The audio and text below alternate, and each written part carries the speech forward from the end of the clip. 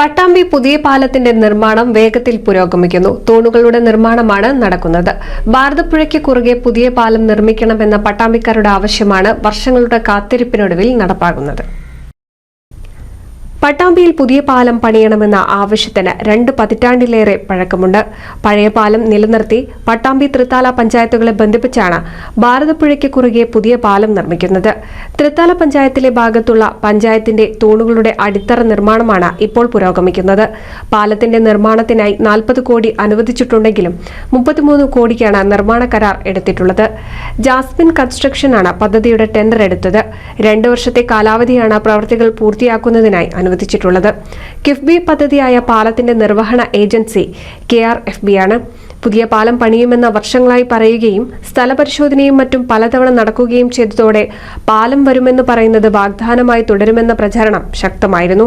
കഴിഞ്ഞ മഴക്കാലത്ത് പാലത്തിൽ പുഴവെള്ളം കയറി ദിവസങ്ങളോളം ഗതാഗതം മുടങ്ങിയതോടെ പുതിയ പാലം വേണമെന്ന ആവശ്യം കൂടുതൽ ശക്തമായി.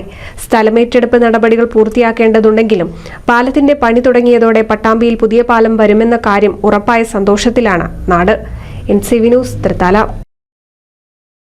ഈ അവധിക്കാലം ആർത്തുല്ലസിക്കാൻ മാർച്ച് 28 മുതൽ ആഴക്കടലിലെ മത്സ്യകന്യകകൾ ആദ്യമായി എടപ്പാൾ സഫാരി ഗ്രൗണ്ടിൽ. മാർച്ച് 28 മുതൽ എല്ലാ ദിവസവും വൈകുന്നേരം 4 മണി മുതൽ രാത്രി 10 മണി വരെ. Marine miracles expo, safari ground, Edappal.